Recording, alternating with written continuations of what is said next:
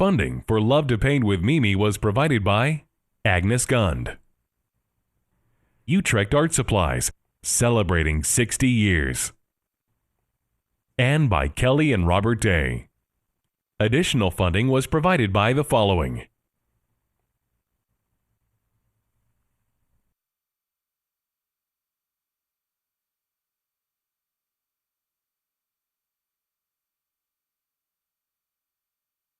Hi, I'm Mimi.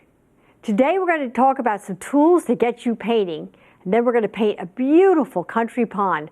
So grab your brushes and let's get going. Ready, set, go. Here we go. Paint on paper. This is what creation is about. Woo, isn't that beautiful? This is the beach. Look at that green against that yellow. I mean, it just sings. We're dancing with this color. It's going across the page. I'm a shape maker. That's what artists do. They make shapes, they create color, they do all these incredible things. Oh, I love to paint.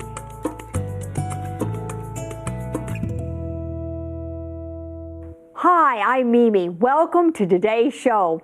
Before we begin painting here in the studio, I'd like to show you the tools that I feel are essential to making a painting.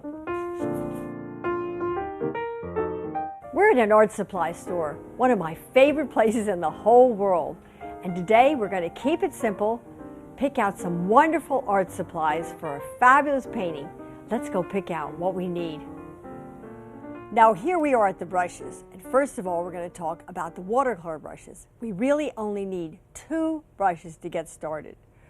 One is a 2-inch flat that can be used for sweeping strokes, and it can be used sideways for smaller strokes. Then we have a 10 round. Now when you're buying a brush, it's very important that this round has a point. So we dip it in water. You can do this in the art store. Dip it in the water, and then you flip it. And you see it's come to a very nice point.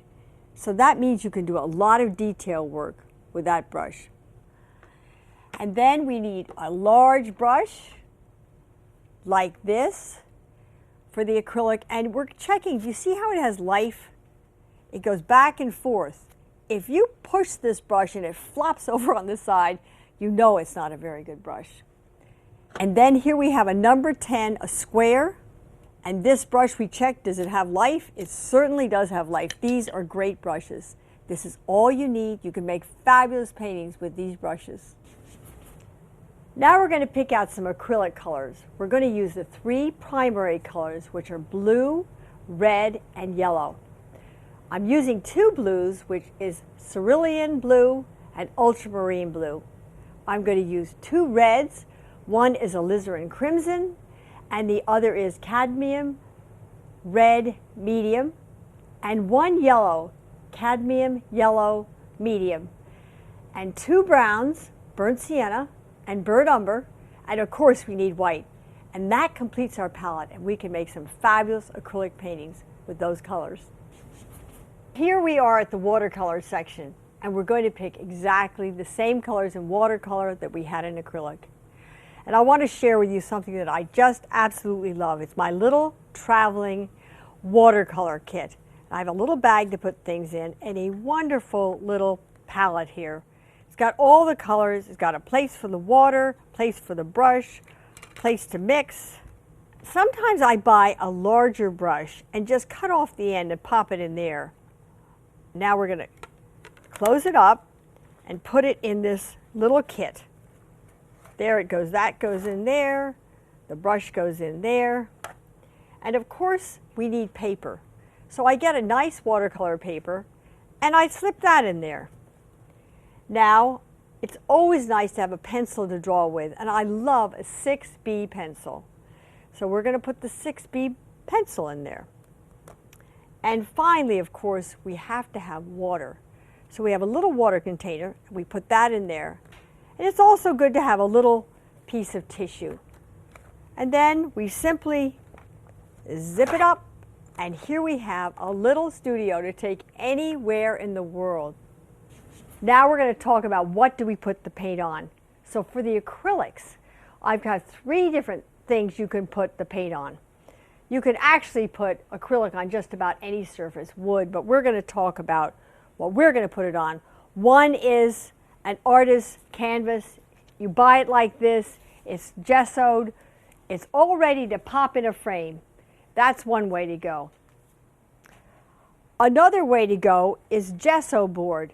This is a lot smaller, thinner, less expensive, and you buy it like this all ready to go ahead and do your acrylic painting.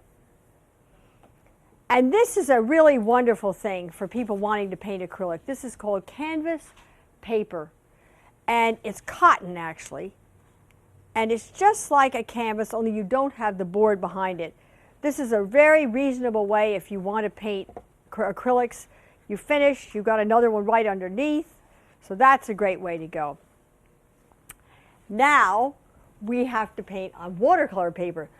When you paint on watercolor, it's super important you use good paper. If you don't use good paper, what happens is if it's too thin, it will start to ripple.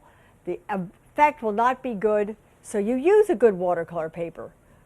One of the watercolors is called a Strathmore, and Strathmore comes in a block, which means it's glued at the edges, and it also comes in individual sheets.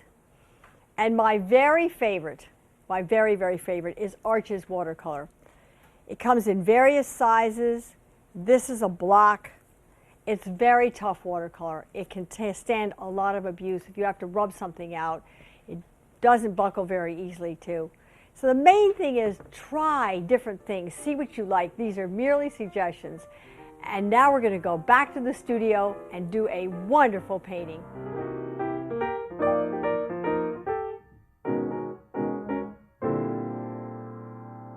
So today we're going to paint a beautiful little pond in the country. And for my brushes, I'm using the 2-inch flat, the 10-inch round, the fan brush, and my little rigger brush. And the colors are ultramarine blue, phthalo blue, phthalo green, alizarin crimson, cambium red medium, new gamboge, cambium yellow, raw sienna, and raw umber. What we're going to do here is we're going to start off with this beautiful, beautiful color because I was up one morning early and it was kind of a yellow, wonderful yellowy, well, kind of yellow ochre actually. And you can make yellow ochre. This is why we don't need a whole lot of colors, although there are over 100 watercolors. But you can mix the yellow with the brown and get a really lovely color. So we're going to start up here. We're just kind of caressing the paper. Oh, it's so beautiful. Paint on paper. This is what creation is about in painting. And it takes courage to put that first stroke down, but if you just do it, if you look at a little child painting, little kid, you know how they just put the paint down. They stand in front of the paper and they dip their brush into the paint and they just put it on. And that's just the courage that we need, just to take, to just put it down. And I'm trying not to actually put completely wet every single bit of the paper. And I think I want to have it a little tiny bit darker up toward the top. We're going to go back in here. Now I'm pretty careful because I'm careful that my brush has less water than what's on here. Because if it doesn't have less water, I'm going to get one of those big bubbly bloop things. And now in the water, we're going to have the water of the pond below. So I think what I'm going to do is just to paint and put a little of this reflection of the sky in the water.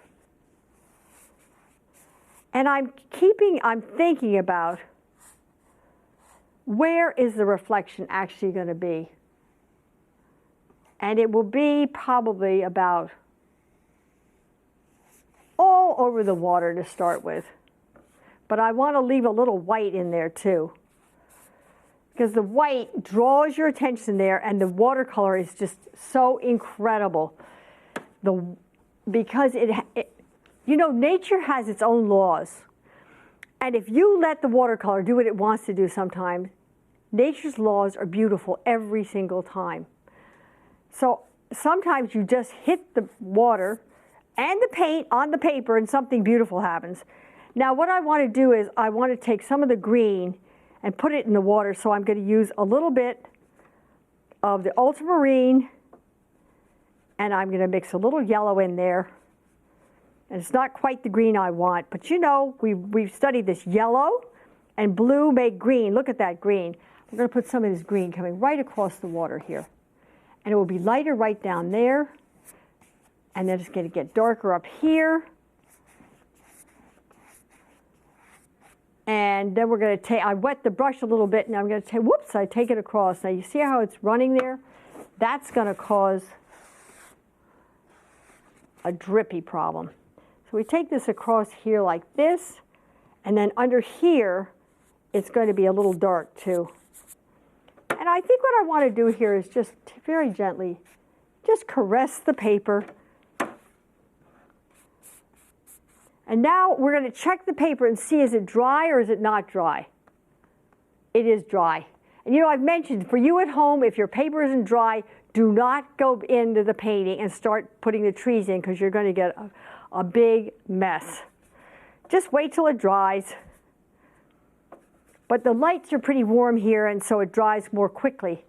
So we're going to have some trees in the background here, right about here. These where these background trees are. And it's a summer day, and it's a lazy afternoon. We might even think about putting a boat in here later.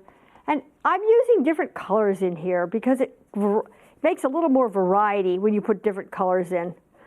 And you know, you can even put red in here, and you can put yellow and green. You can put all kinds of things, and it still reads as tree. And I think we need a little more green, so I'm going to put a little more blue in. Mix it with that yellow. And there's a green. That's a nice green. We'll put that in there, and step back and look at it a minute. A little bit bigger. See, we're starting to see these are reading as trees. And we're going to carry this right over here. And we're going to carry them down a little bit more. And you know, I've mentioned it. It's darker at the bottom. It just is darker. And you know, we can't see every bush. We can't see every tree. It's all a feeling. And some people say it's all an illusion. Art is an illusion. Now we're going to have larger trees over here, and I'm wondering if those are a little too dark. But I think what I'll do is maybe just pretend there's a little clump of trees like that, like that. There we go. And then we're going to make a clump of trees over here on the other side. Now everyone's got their favorite colors. And what's important to do is paint with your favorite colors, because that means you have an emotional a response to colors. And whatever you have an emotional response to, it's really important that that was going to show up on your painting. And I had an emotional response to this day. It was beautiful. It was so beautiful. And I felt happy painting. I felt happy being in the location. I just loved it. Now you can see where, oh, look how beautiful that is. I mean, I scrubbed that. That wasn't what I was expecting. And this needs a little more green in it too, I think. So, and this grouping of trees is going to come down a little bit further. And so, you know, I told you before that we have a little bit darker underneath. Do you see a little bit of red in there? How exciting that is? And we're going to put a little bit of alizarin in there, because alizarin is a red and it makes the greens sing, because we know it's a complementary color. Now, we've got that, and now we're going to come over to this area here, and we want actually kind of a warm color up in here. And this is going to be a little color going across there, and in the background here there's a little bit of a field there, and it's right along there. And then what we're going to do is we're going to put these little trees in the background like this, and we know that we are going to have a reflection under here. So that's we're going to take a little yellow, and we're going to have a reflect. See, that's going to be reflecting under there, just what that is. And I think that's going to go over a little bit more that way. And this is where the water line's going to be.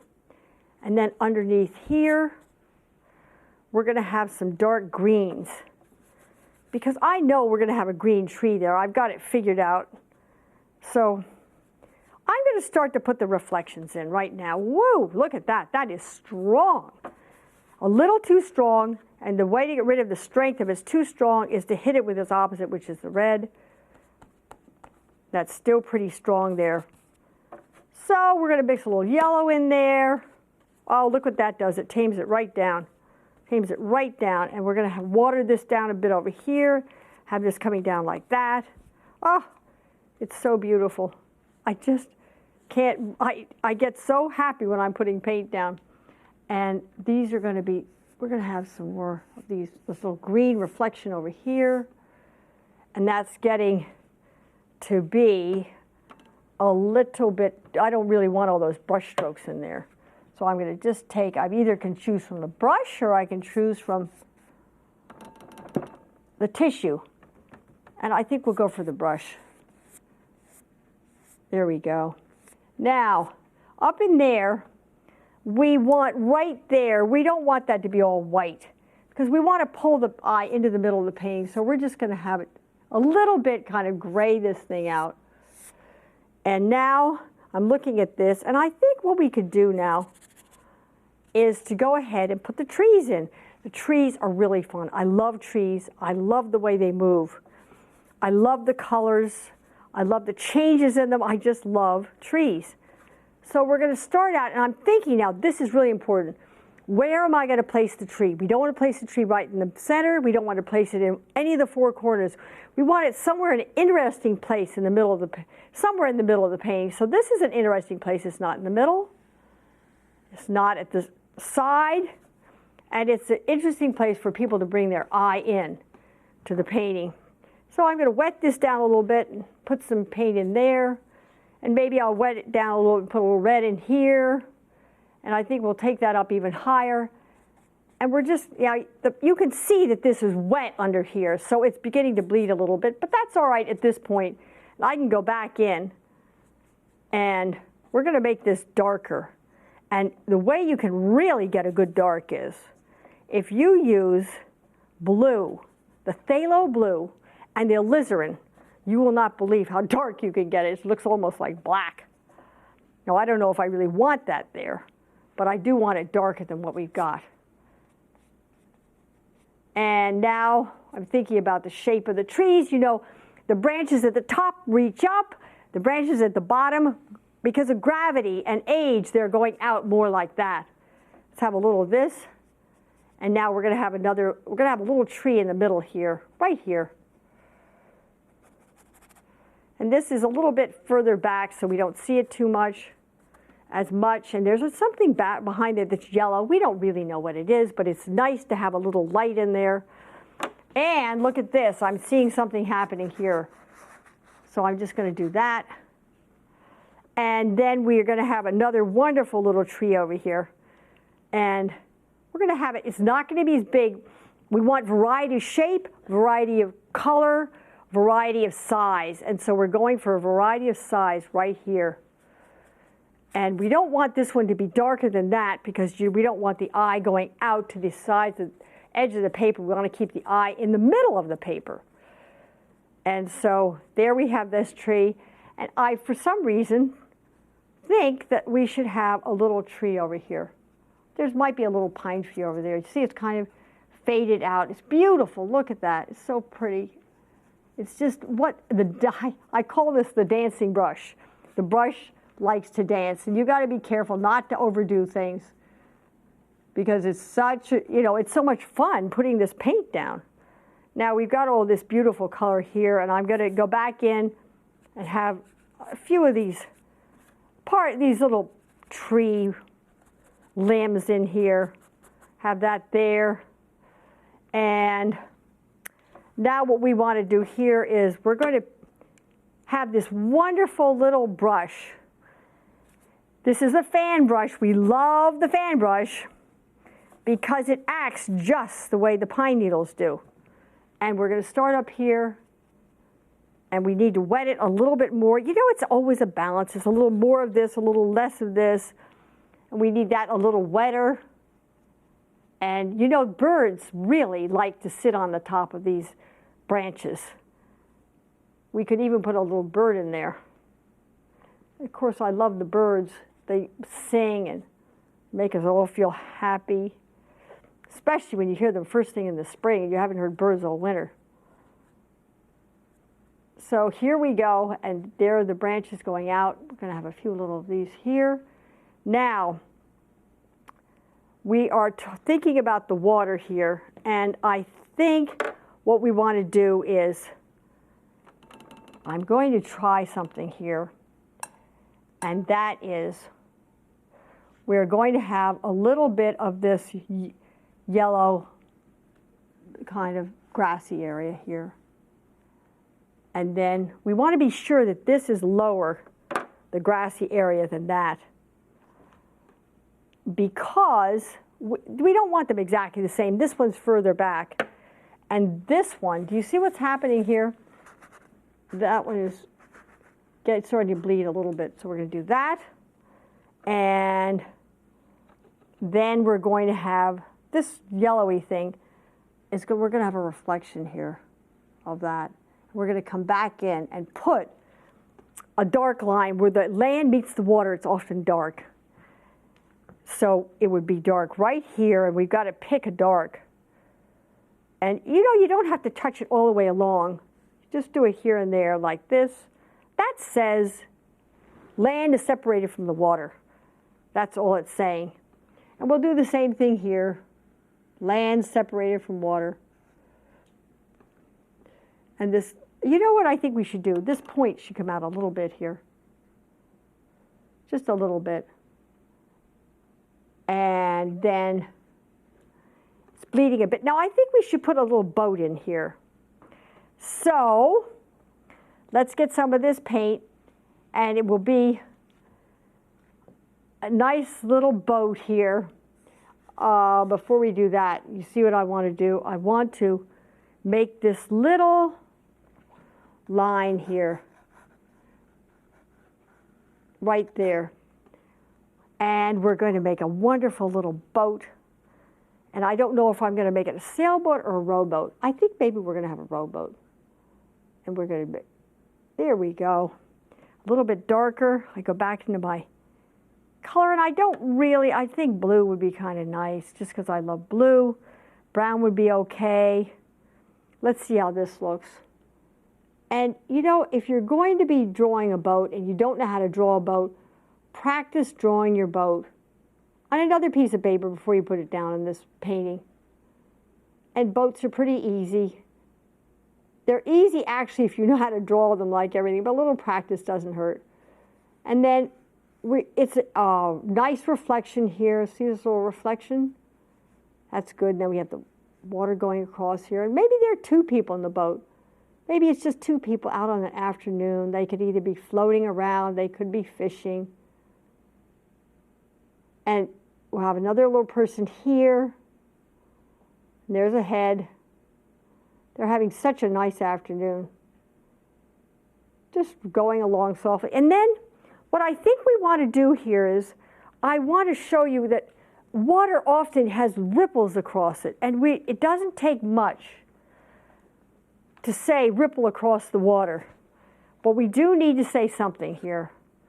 And the water will go across.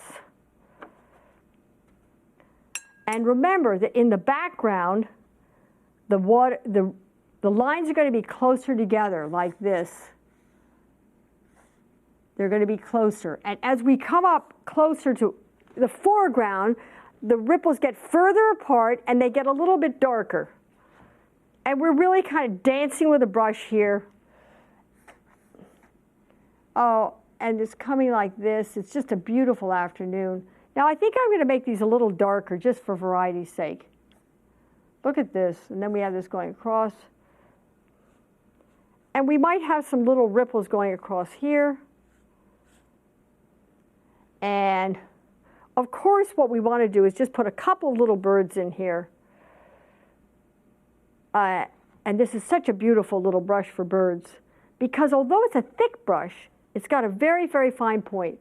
So we're just going to put a couple of little birds in here. 1, 2, and you can practice these little birds too. You don't have to put them down, you know, until you've practiced a bit. But it's so much fun just painting, and we'll have one little bird here and another little bird there. So this is about it for today. It's been wonderful painting with you, and I hope I've inspired you to want to pick up a brush and paint and do something creative. It doesn't matter what you do creative, but open to your creativity. And now I'm going to sign the painting over in this corner. M-I-M. It looks kind of like Chinese, doesn't it? Like calligraphy. These brushes are so amazing.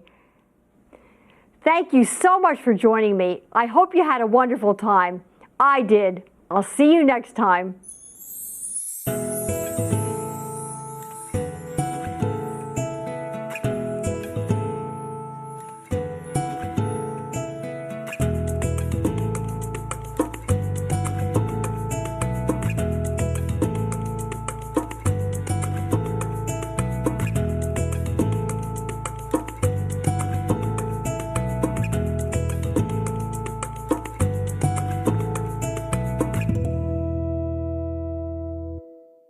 For more inspiration and to order DVDs, please visit mimisammis.com. Funding for Love to Paint with Mimi was provided by Agnes Gund, Utrecht Art Supplies, celebrating 60 years, and by Kelly and Robert Day. Additional funding was provided by the following: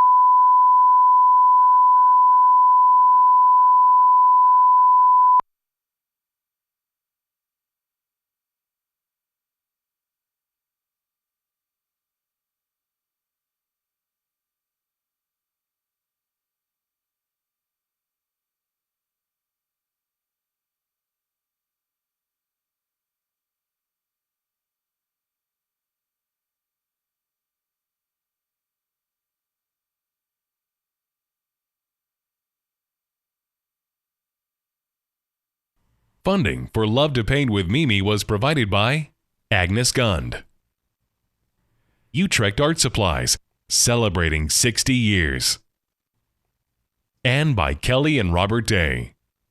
Additional funding was provided by the following: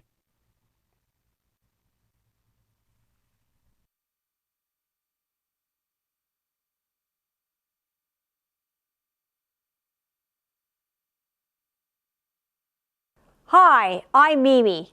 Today we're going to paint a seascape inspired by the extraordinary artist Winslow Homer. Ready, set, go. Here we go. Paint on paper. This is what creation is about.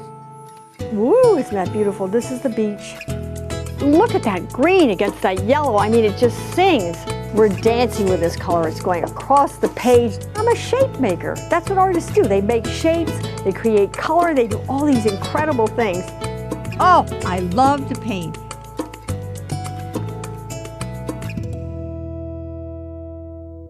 Hello and welcome. Before we begin today's painting, I'm going to introduce you to two American masters, Frank W. Benson and Winslow Homer.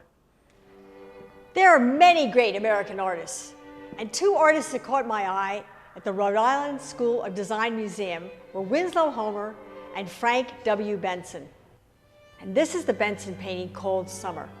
It's an Impressionist painting. An Impressionist painting means it creates an impression. It's not tremendously detailed.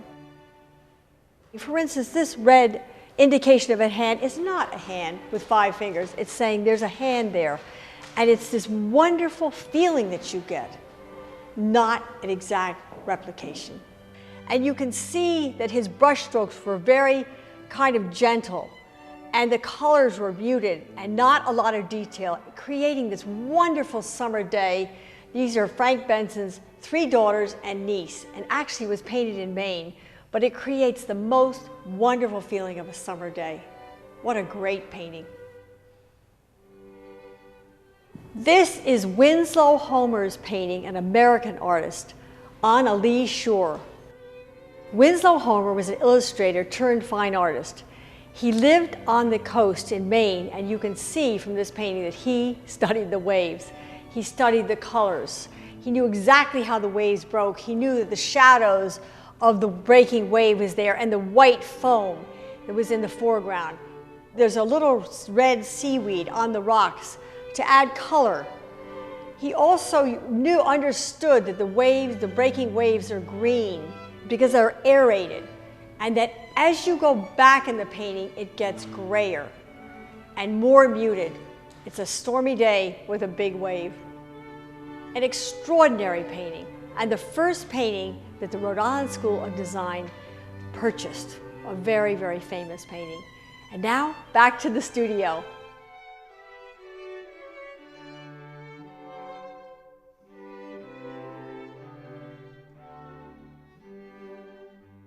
Seascapes are one of my favorite subjects.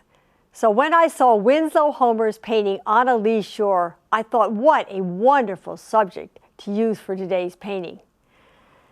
So we'll start by talking, first of all, about the paper we're using. This is 140 cold press watercolor paper. And the brushes we're using today are a rigger. This is a 5 rigger. And this is a 2-inch varnish brush. And this is my beautiful little number 10 sable. And this is a credit card. And I'm going to use it in a most unusual way, which I'm excited to show you. And the colors that we're going to be using today are ultramarine blue, phthalo blue, phthalo green, alizarin crimson, cambium red, new gamboge, and these are 2 browns. This is burnt sienna and burnt umber.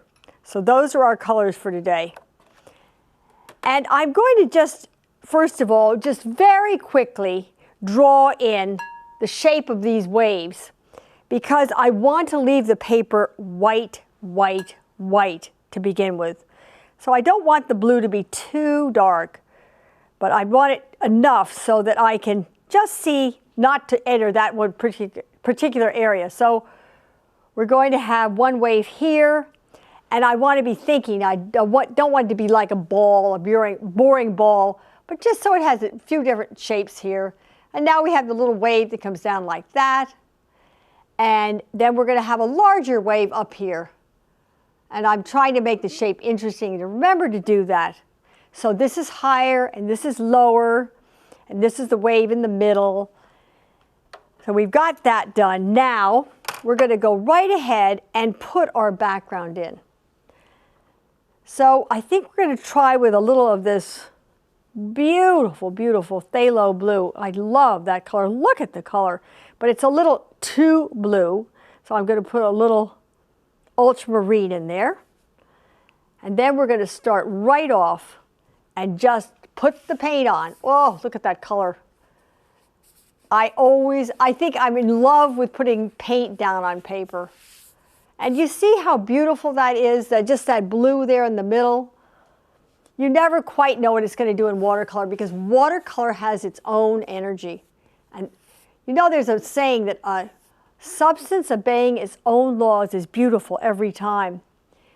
And that means if you were to take a rope, a little piece of rope, and throw it in the air and have it go on the ground, it would be beautiful. And if someone tried to arrange that rope, it probably wouldn't be as beautiful. And that's the law that nature says, that a substance obeying its own laws is beautiful every time. Now, here we go. We're going to go around this first wave.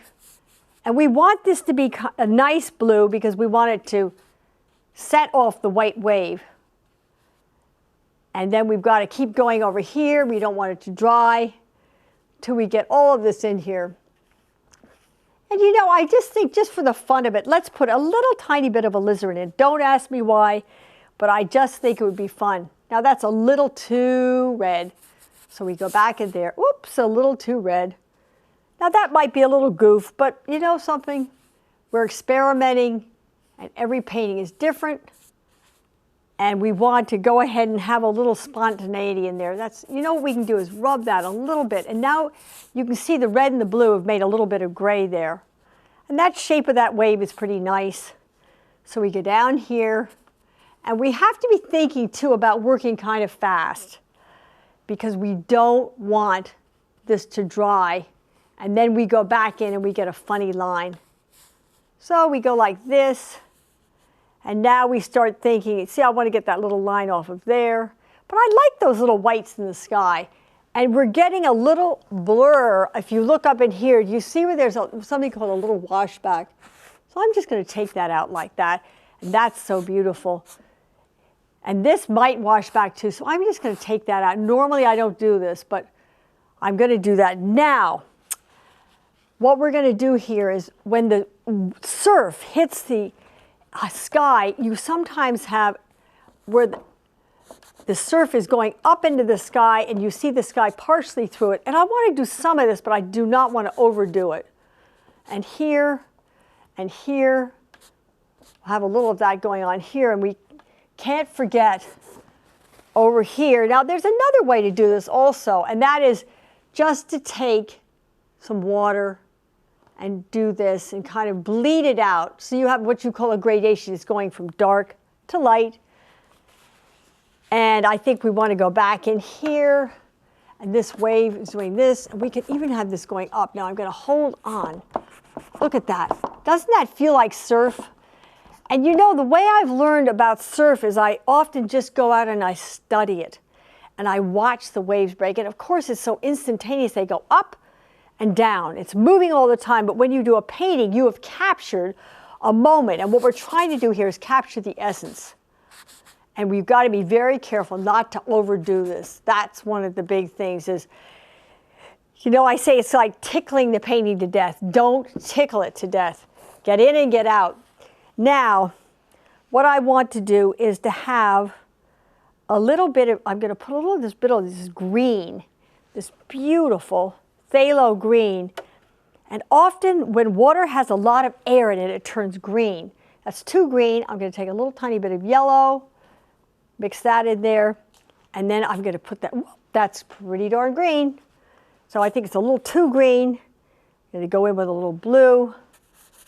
And this, we hardly touch the paper because it is so ephemeral that we don't want to get in there and keep touching it over and over again.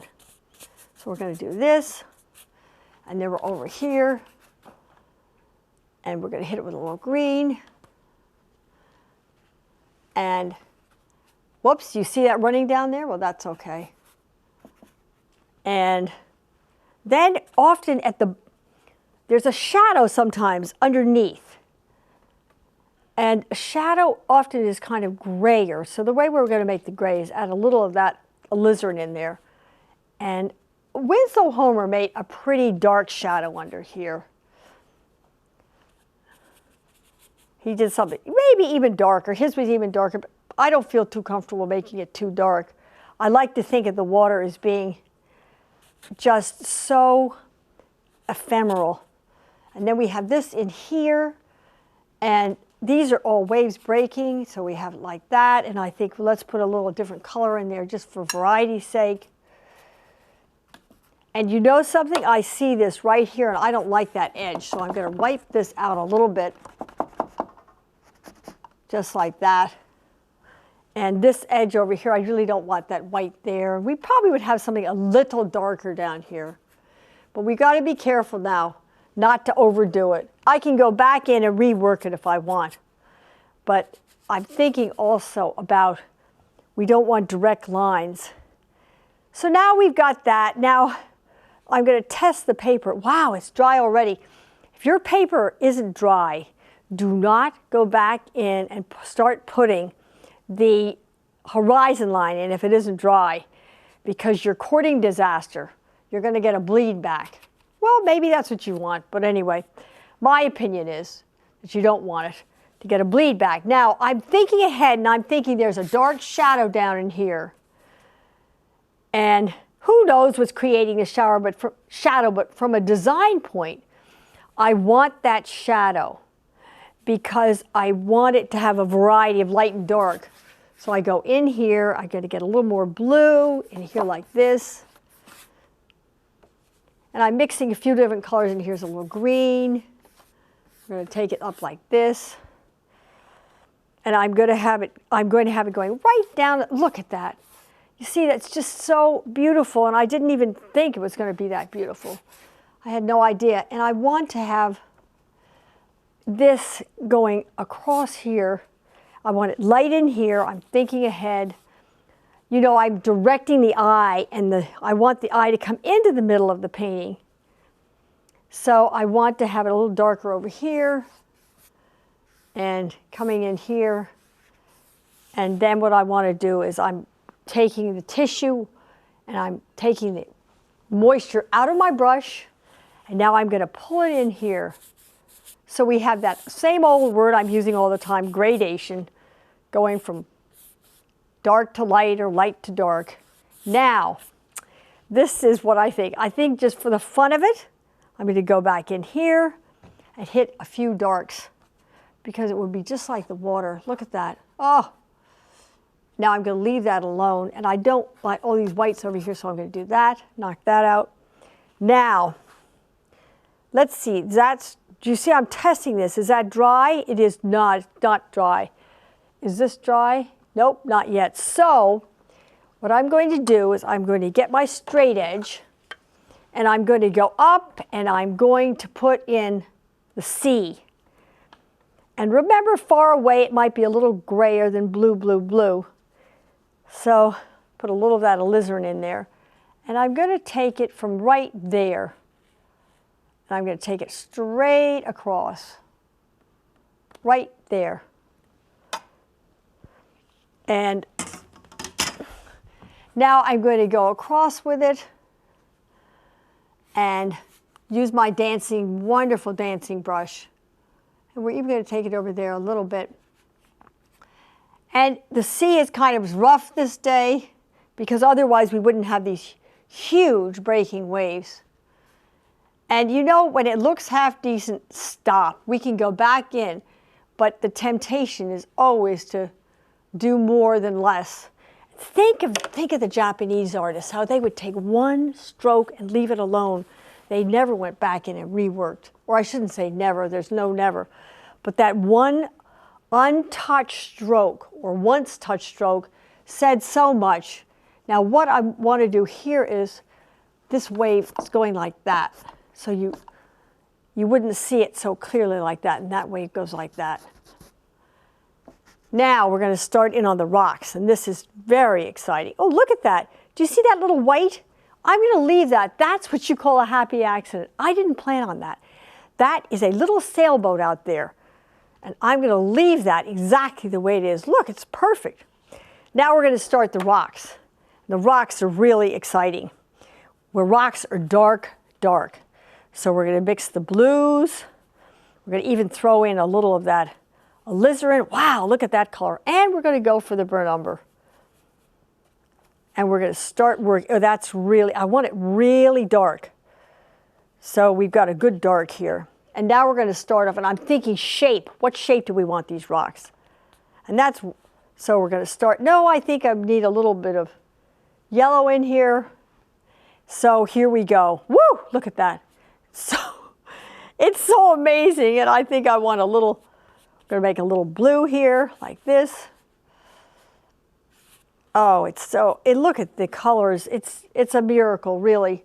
Creating art, to me, is a total miracle. Going out like that. And then we have another great big rock coming down here.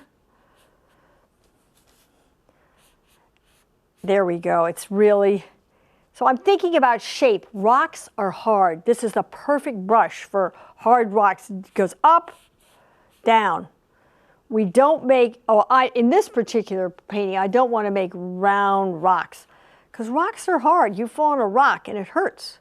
We're going to take this, let's see, we're going to take this over. It's going to not be quite as far out as that. I don't want these two to be exactly the same. We'll take this out a little bit more and leave that one there. And we're going to take a little of that color. Ooh, look at this.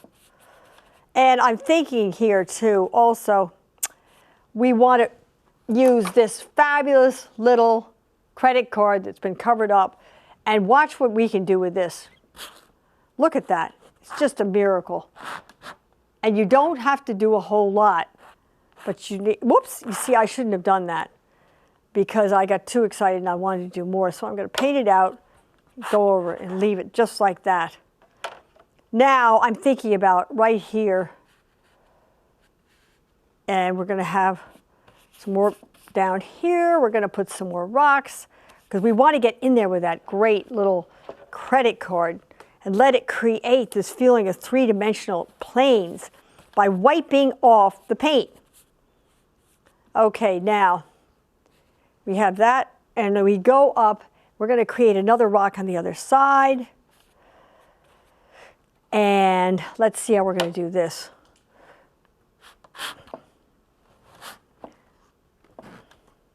And you know, look at that. Now I've got to stop because it's important. Maybe we'll just do that. These are really rough rocks. And then on the other side, we're going to make a rock right here. And I don't want it to be the same as this. I think I want it to be down a little bit more. Or shall we make it up? That's the big decision. I think this will make this go up a little higher.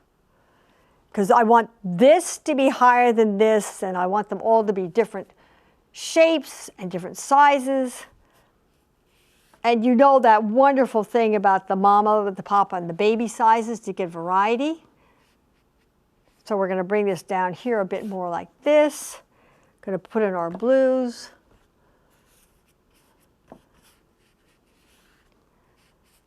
And it's, you see what's happening here is we're having a little area where you go through the rocks to get out to the ocean. This is too much of a triangle, so I'm going to change that shape. You know, if you study rocks, you begin to see that they are amazing shapes. And you really look at the shapes that they are. Now I'm going to make this a little bit like that, a little color in here, and we're going to make this come down more. I think I'm getting a little too much color in here. And so I'm going to just kill the color a little bit. And we're going to have it come down like this. And we're going to have that go up like that. And now we're going to go in with our great little credit card. It's Yankee ingenuity. You just figure out what you need and you get different materials. Now, I can see what we've got up in here. Do you see the bleed we have? How this bled back in here? And it's still wet enough so I can get it out. Now, what we want to do here is actually, I think I want this rock down here even further as a kind of look at that. There we go. And we're going to go back up in here. I need a little bit of clean space here. So let's just take this away from here, clean it off a bit. When we have the darks, it's good that you don't care if you've got a clean palette. But when you want to be using fresh color, clean your palette off. I'm going to wet it again here. Have a clean brush.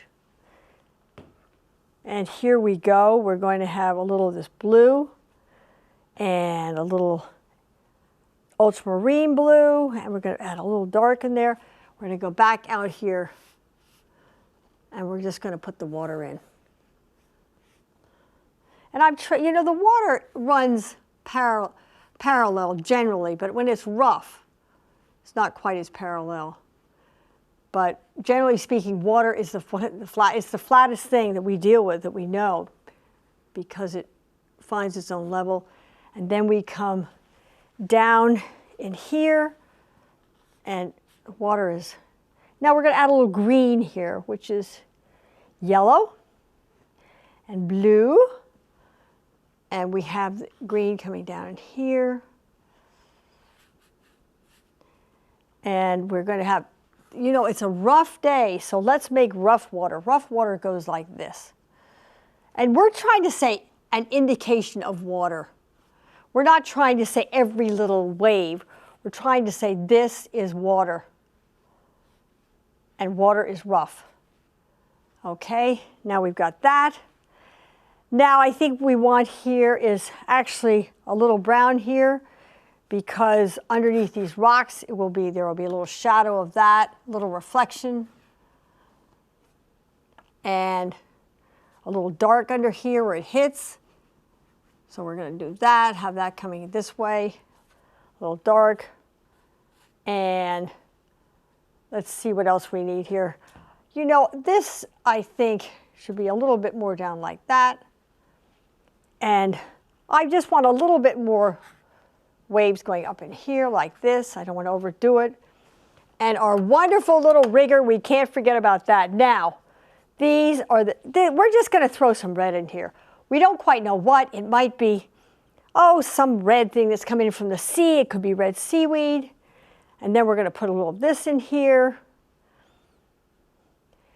And I think that's about it. I think we should just sign the paint. One last thing, there's always one last thing.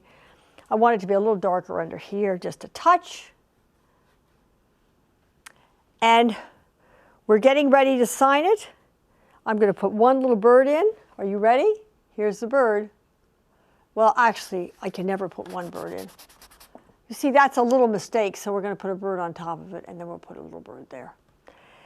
So we're getting ready to sign the painting. I got so excited painting this because it's just amazing to think that one can make anything look like anything, at least for me. So here we go, the signature. I'm going to put it in red today so that it will show up. And I hope today inspired you to go out and look at nature. Nature is the most extraordinary teacher. And if you look at nature, you're going to learn so much. And then you'll be able to take the essence and put it in your life, put it in your heart, or put it on a piece of paper. Thank you so much for joining me, and I can't wait to see you next time. Thank you very much. Bye.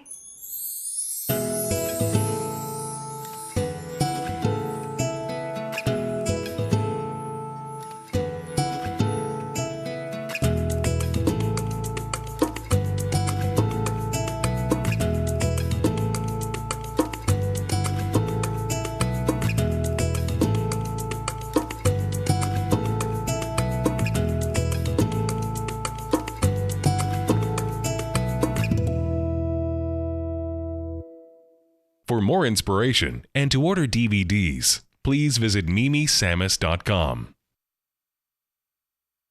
Funding for Love to Paint with Mimi was provided by Agnes Gund, Utrecht Art Supplies, celebrating 60 years, and by Kelly and Robert Day. Additional funding was provided by the following: